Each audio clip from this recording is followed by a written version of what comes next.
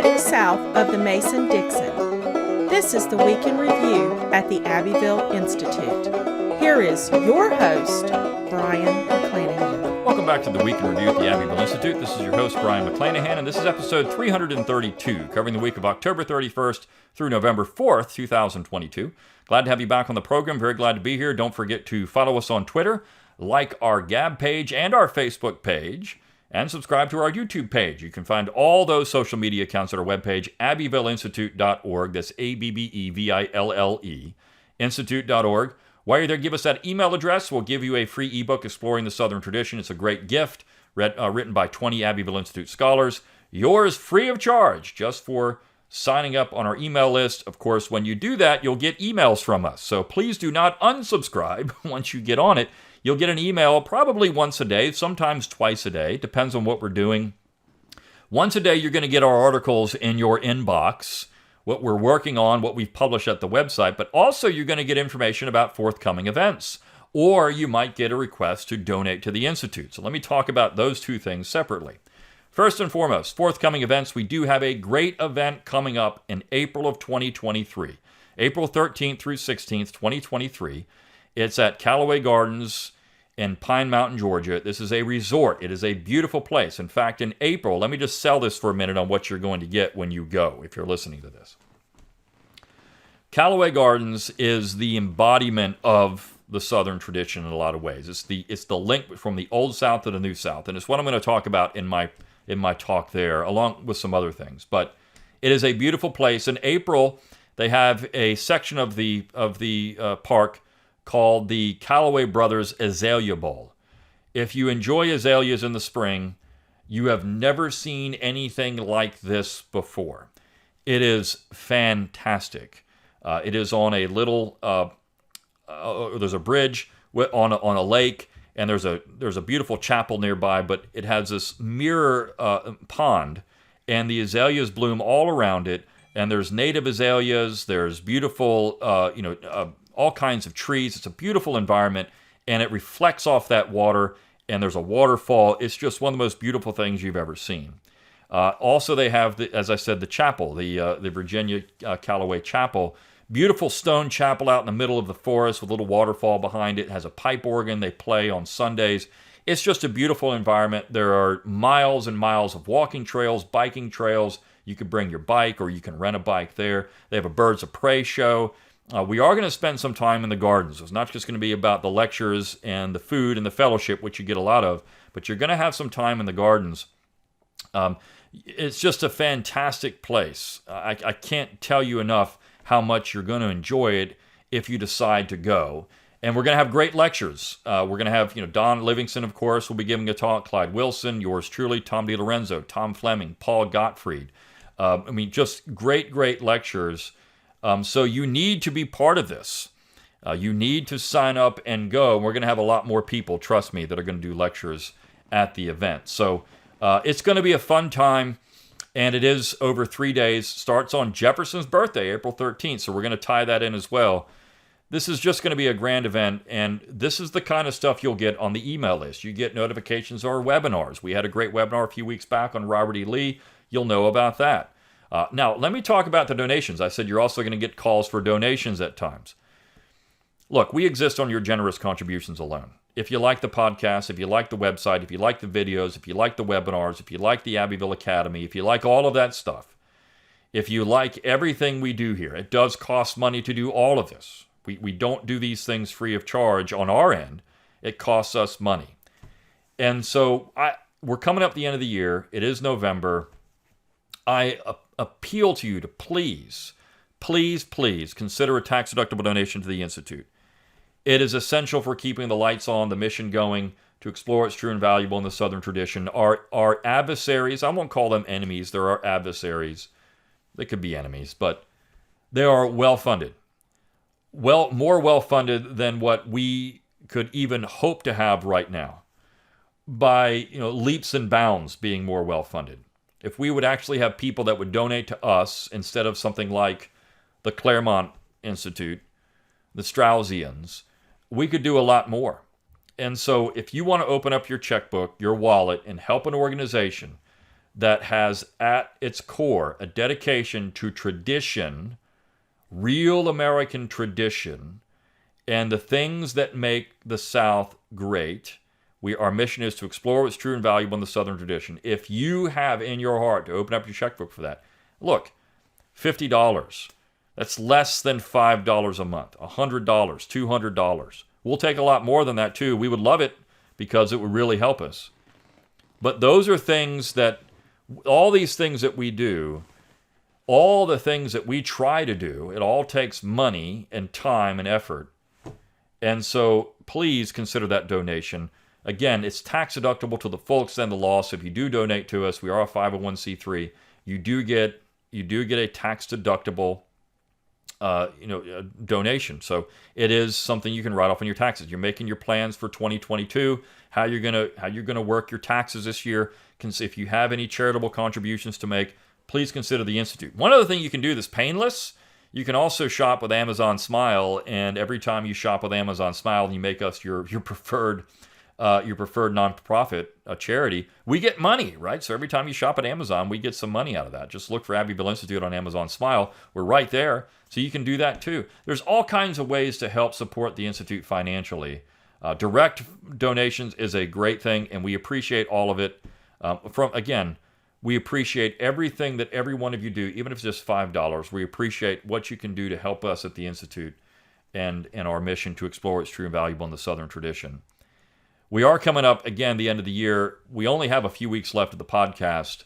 I do take a couple of weeks. I'll take a little time off at Thanksgiving, and I will take a couple of weeks off in December. So we're wrapping up. We're getting, we won't have as many podcasts the rest of the month in December as we would during a regular period when we do this once a week. But all that said, please consider supporting the Institute. One thing I do want to mention, those of you looking for the podcast on Apple Podcasts, we are working on getting that back up.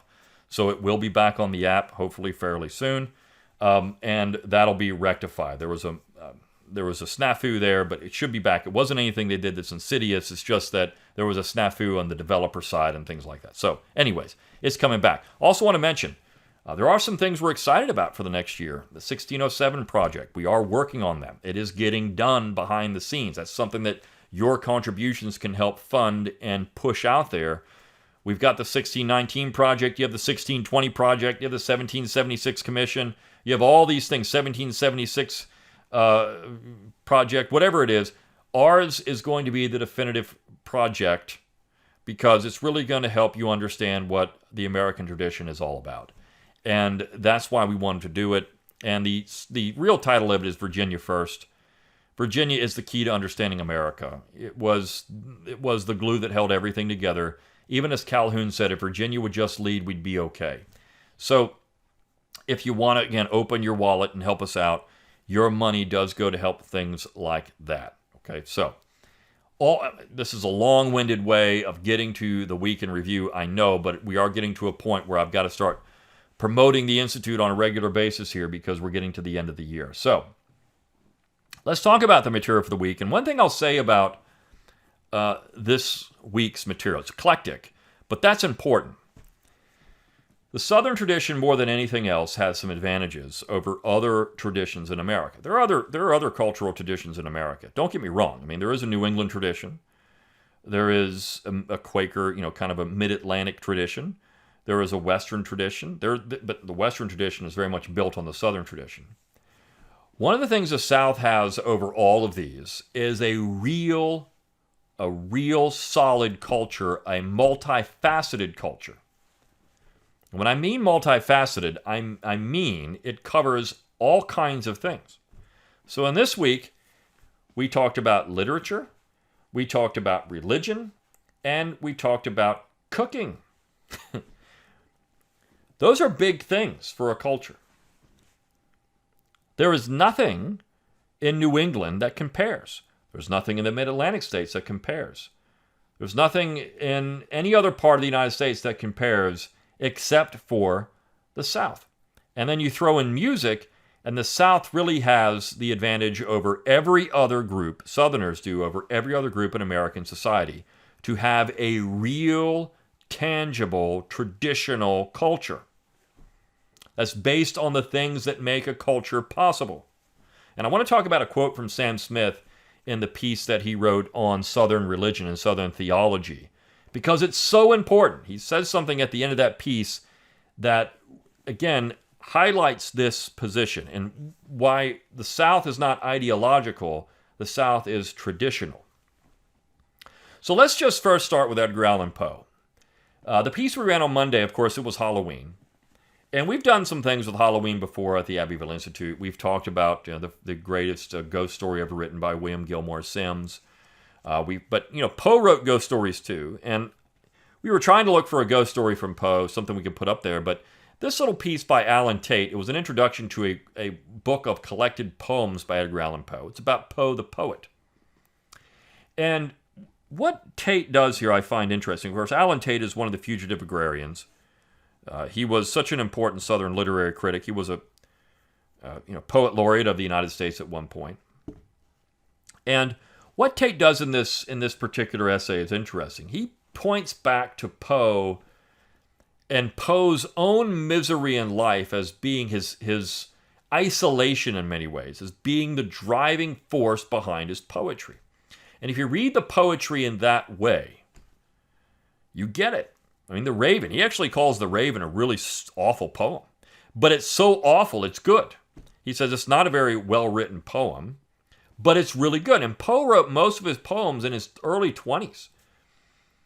So he was, and this is an important thing to say about people in your early 20s, right? If you're listening to this and you're someone in your early 20s, write, produce your art, do what you can in your 20s, because that's when you have the most energy, the most intellectual juices flowing. You really can capitalize on those things. As you get older, it's harder to do. But when you're in your 20s, it matters. You've got some energy and some talent, and use it. Don't waste it. If I could encourage any of the young people that listen to this, or any young people, use that talent in your 20s to the best of your advantage. But Poe was writing his poems in his 20s, and Tate focuses on a couple of poems that are a little more obscure, but he talks about Poe's melancholy and his isolation, his individualism in that. And look, Poe is a product of the South. Poe hated New England poetry. He hated New England literature. He did not like it. He thought the people in New England had a stranglehold on American literature, unjustified stranglehold, and he wanted to break that stranglehold. It's why he worked so hard at various Southern literary magazines trying to do that and writing his work. Poe was a Southerner to his core. A disillusioned man at times, and he had a horrible family life. I mean, he just had some horrible things happen to him. And of course, his death is tragic. Nobody even still knows to this day what happened. But the fact is, Poe was trying, through his poetry, to express this isolation in ways that resonate with people to this day. Poe was, in many ways, one of the most important literary figures the United States has ever produced, and he would not have been who he was without the South, as Alan Tate makes clear in this particular essay. Poe was a Southerner. Poe was a Southerner. So I say that because we had that video by Bill Wilson, America's greatest author or writer, William Faulkner, a Southerner. And you have so many others that you could put in that category who were Southerners, who were great writers, great poets, people that have really exemplified what Southern tradition, Southern culture is all about. They've been critical of it, yes. And I think you cannot have a culture without critics. If you have a culture without critics, you don't really have a culture. Traditional South, critical of that, yes. But again, you cannot have these things without critics. That means you have something to criticize. You have something real and tangible to actually work against. And so literature and Southern literary figures are so important for the American experience, and none more important than Poe. And this is what I said when I started this, that Poe, and we have pieces on religion, literature, cooking this week, and of course a military tradition, which is also interesting. But Poe really does help, or does show, he exemplifies this multifaceted culture of the South, which leads to tradition. Okay. So that piece was great. I really liked this piece by Alan Tate. Came out in 1968, so it's not new. It's almost rocking on 60 years now. But the piece on Tuesday, Valerie Protopapa's Statesmen versus Vandals. This actually gets to the heart of what's going on in the federal government right now, and it deals with art. So I forgot about the visual arts. Southerners are very good at that too. Architecture, the visual arts. The thing that's really brought people out of the woodwork to oppose this naming commission is not the base names. Renaming Fort Benning to Fort Moore is not going to rile people up. Most people don't care. Most people in America don't go to Fort Benning. They don't go to Fort Bragg. They don't do any of that. They don't go to any of these places. Now you have military, you have soldiers moving through these areas. And so you could say that, the soldiers could have a vested interest in keeping the name or not. But the fact is, most Americans aren't too concerned about that. But when the proposal was made, not just to change military-based names or try to get rid of Confederate images or references on military bases, but to take down a monument that's in a cemetery. This is the real issue. The monument is in a cemetery. It's in Arlington National Cemetery. It was put there because William McKinley, as President of the United States, a Republican who actually was a major in the Union Army, who was shot at by Confederates, decided that the South needed a monument in the spirit of reconciliation and healing to honor its dead. There were over 100 people buried in Arlington Cemetery from the South, Confederate soldiers. And so the Congress in 1901 ordered that these people be reinterred where in a Confederate section with a monument to mark the place where they were buried. So this is like a headstone for all 132 of these people in this area. Now, there are other monuments in the cemetery. We, of course, have the Tomb of the Unknown Soldier. There's also a monument to over 2,000 men, the bones of those men who were just brought to Arlington and buried in a mass grave. And we know there's Confederate soldiers under those in that, but we don't know who they are. These were unknown men. And so we have this beautiful work of art designed by Ezekiel Moses, who was a Jewish Confederate. And that part of it's being lost, right? Here's a Jewish man designing a monument that went to Arlington and was dedicated by Woodrow Wilson on Jefferson Davis's birthday in 1914. Now, this is not the lost cause. The real criticism that Ty Seidule and other members of the committee, the naming commission, had for the monument is that it was based on false history, fake history. And their real ire was directed at an image of a slave holding a baby and crying as the soldier is going off to war. And this shows supposedly the traditional loyal slave, which people like Ty Seidule says is fake history. And then you have an image of what appears to be a slave marching off with Confederate soldiers to war. This is the imagery that these people say is highly problematic because it creates a false history. It's a lost cause history. Well, this isn't necessarily true. Now, Valerie Protopapas gets into things. She's talking statesmen versus vandals. Vandals just want to tear stuff down, and statesmen want to do things for the good of the whole. And this was a reconciliationist monument. It's what the Ty Seidules and David Blights and all these dopes really don't want in America anymore. It's a beautiful piece of art that should not be taken down. It is barbaric to do it. Without question, it's barbaric to do it. So, you have people like Booker T. Washington, who wrote in his autobiography, Up From Slavery, that while all the slaves that he knew wanted to be free, and to think that otherwise, you would be a fool. You would be a fool to think there's nothing to that. Of course people want to be free. Of course they would. But he also said that slaves would defend with their lives and protect with their lives the white children and the homes and property left behind. In other words, he is saying in the early 20th century exactly what this monument shows. That is the thing that these dopes can't get their heads around. This was the case throughout the South. There was no large-scale slave rebellion in the South. Why? Because they weren't going to do it. It wasn't because they were going to be violently put down. It's because they had no thought of it. Because that would have been seen as an attack on these people that many of them did love as their own in some ways. I mean, look, we have Washington also saying there that the slaves would weep and mourn the deaths of the people, the families that own them, right? I mean, this was something that happened. It's going to happen. But if supposedly that is fake history. The other thing about the slave marching off to war with the Confederate soldiers. The argument is, of course, this portrays black Confederates, and we know there weren't any black Confederates.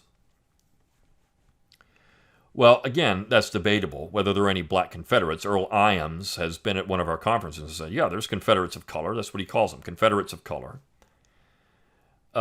The monument itself made no mention of black Confederates. It did call that person a body servant when they were actually designing it. So it was clear the person wasn't being portrayed as a soldier, but as a body servant, but loyally marching off, wearing the uniform, which is what many of them did. And as part of the cause. I mean, they thought of themselves as part of it. There's documented evidence of this. So how is this fake history? Why are these people like Ty Seidgerly and Kevin Levine and other dopes trying to rewrite black history? Why do they think they're that superior and they can do this? Why are they trying to deny black people in America their history? Why are they doing this? Well, because it doesn't work for them politically. They have to create divisiveness. They have to create hate and vitriol. They have to do it. They can't have reconciliation. Reconciliation doesn't create a climate and environment where they can actually win anything. So they have to do it. And they have to tear down monuments like this. And they have to tear down art. And they have to replace it with garbage. In fact, all Seidgerly wants to do is leave a slab of granite there. How ridiculous. Again, who are the barbarians? Who are the vandals? Well, of course, these people are, and they're being called out for it now, and I'm not certain anything's going to change the direction of this, but I think people did see when this proposed, that was the one that really frustrated people. Because for years we were told, well, just keep them in cemeteries, we'll put them in museums. Of course, when they put them in museums, they put them in, they don't actually do anything, they just put them in like toppled or with paint all over them. That's a real, showing real museum work there. Instead of doing it the way they should, where they have it in all their glory of these statues, right? So they're doing it as a political statement still. But we were told they belong in museums. They belong in cemeteries. So here's one in a cemetery. We got to tear that one down too. You see, they don't want to stop. This is a French Revolutionary style restructuring of America. More importantly, it's like a Leninist revolutionary style restructuring of America. This is what they really want.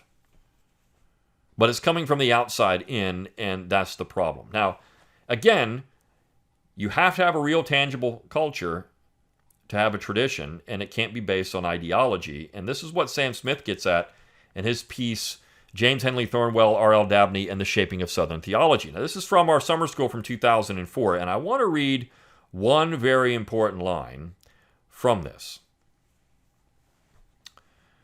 I have to find it in the piece. He says, in conclusion, I want to say that at the beginning of this paper, I mentioned that Dabney and Thornwell impacted their culture in a lasting way. Maybe that's backwards, or at least the wrong emphasis. One of the most important questions, maybe the most important question we can ask about religion in America is this. Why did Orthodoxy take root and remain in Southern culture unlike anywhere else in America and even the world? He says, I've talked about things like the impact of Scottish common sense on men like Dabney and Thornwell. But as real as these outside influences were on both of these men, I really don't think that it takes us far enough. Many, for example, were influenced by Scottish common sense with very different results. As Clyde said yesterday in his talk in Emmy Bradford, ideology does not create a society, and I'd say philosophy doesn't either. Philosophy or ideology must first go through the filter of culture. Culture establishes for the individual what is important, what should be sought after, and what should be shunned. Culture births, incubates, and matures desire. Culture and place provide the necessary context that gives meaning, or should I say reality. Thornwell and Dabney rejected innovation and negation and accepted revelation. They rejected abstraction and compartmentalization and adopted reality. They rejected centralization and force and embraced a reserved posture of faith. But why? I would suggest that its secret lies in what Dr. Wilson was talking about on Bradford, this wonderful definition of the South that Bradford gives. A vital, long-lasting bond, this corporate identity assumed by those who have contributed to it. What is this vital, long-lasting bond?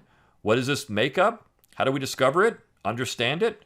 Well, I think one of the best ways is to do what we're doing this week, to go to the text, to seek to understand and appreciate who these people are, what they were thinking, what they were writing, and why they were writing it. And I would say if you want to understand the older religiousness of the South, I can't think of a better place to start than with James Henry Thornwell and Robert Louis Dabney. Now again, go back to that point he makes about culture and tradition. Culture has to be the root of all of it. You cannot have ideology and tradition without culture, and culture is rooted in something else. It's something bigger. It's not an abstraction. It's a real, tangible thing. And the South has it with art, with literature, with music, with religion, with a military tradition. It has it.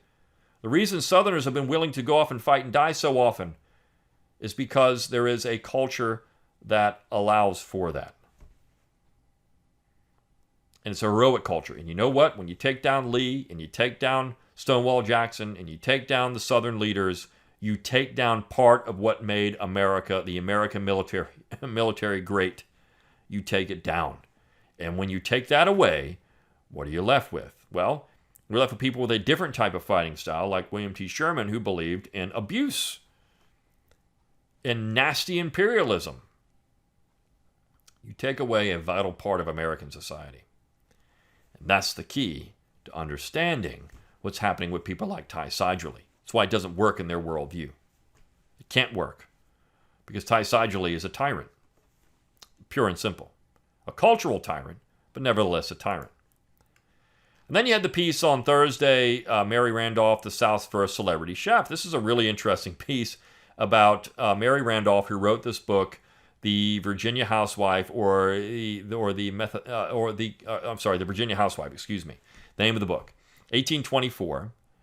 And as Hall states, to say this cookbook changed not only the South, but the American culinary world would be something of an understatement. What we would now call a bestseller, Randolph's cookbook went through 19 printings prior to 1860. This is a Southern woman of the Randolph family. She married a cousin, another Randolph. And this was seen as the quintessential book about not just cooking, but about living in the South, or a woman in the South. And as Hall says, Mary Randolph, like many Southerners to this day, take this Jeffersonian view of practical but limited government. The government should resemble the family. For anyone who has had to suffer through family Thanksgiving meals that devolve into arguments and fights, suffice it to say that too much family and togetherness is a bad thing. Likewise, a government should be well run and financially sensible with the expenditures of funds, because the funds ultimately come the family, and when mismanaged, horribly hurt a family. The same is true with government. When it gets too big and out of control, bad things happen. If that is not the Southern traditional view of politics distilled into a simple cooking recipe, I do not know what is. And he says, of course, even beyond that, the recipes, if you're a foodie, are important. And there's been a recent cookbook, Christopher E. Hendricks' Old Southern Cookery, Mary Randolph's Recipes from America's First Regional Cookbook, adapted for today's kitchen. And so this idea of food ways, you have a lot of lefties get into this. There was a book, the Pot Liquor Papers, right, that came out not long ago. And this idea, the Southern food ways, a lot of lefties have gotten into this. And, of course, this created a problem for the leadership of this new trend, because they were mostly white and male, and that wasn't going to fit with this woke ideology. So some of that had to go. But regardless, What I find fascinating, of course, is that people recognize that Southern food is preferable. In fact, there was, David Hackett Fisher pointed this out in Albion Seed. Virginians dined, Yankees just ate, and that is a key to understanding Southern foodways. The Southern meal was something of an event, and so that part of the South certainly is still there. And how Southerners eat now, we don't always eat healthy food, right? Southerners eat a lot of bad food. But the idea of fruits and vegetables, that's good stuff. Fried food, not so much. But fruits and vegetables and having fresh foods. Northerners didn't eat that kind of stuff. Southerners did. They really did dine. And this idea of an extended experience of eating was something Southerners did really well all throughout Southern history. And then the last piece of the week, just kind of a brief summary, Cook's Cave by David Crum on Friday. It talks about a man named Alfred Cook who was essentially dragged into the war in Missouri because his family, the Yankees, came in and attacked his family. And you saw this a lot. You want to know why Southerners fought in the war? This story of Alfred Cook. This is why they fought in the war. Because they weren't left alone. He just wanted to be left alone. When he was invaded, he fought. And this is. I mean, you find to a man, a lot of Southerners said that. We're only fighting because they're invading. If they would just go home, we'd stop fighting. That's pretty much it. Go home, and we won't fight you anymore. Let us have our independence, and we'll stop fighting you. So that's a key. I mean, this is this fierce independence, localism, people in place and family, more important than anything else. And of course, Alfred Cook was killed and by the Union Army. But this is an important part of the Southern tradition and the Southern story, and it's why we ran this piece this week. All right, so a lot of cool stuff this week. And again, going back to our mission, if you like what we do, consider that donation to the Institute.